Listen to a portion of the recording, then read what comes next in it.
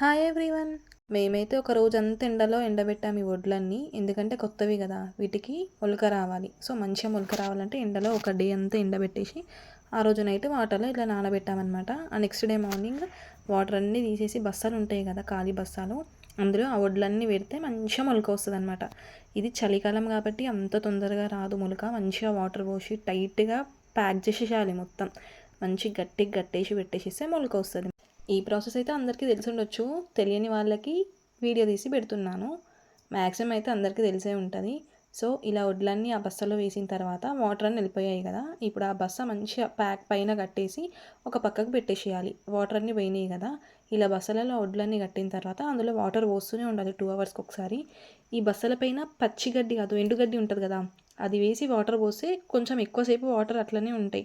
But గడ్డి తీసుకురాలేదని చెప్పేసి ఈ కవర్తో ఇలా ఎండ తగలకుండా ప్యాక్ చేస్తున్నాము. బట్ 2 అవర్స్కి ఒకసారి వాటర్ పోస్తూనే ఉండాలి.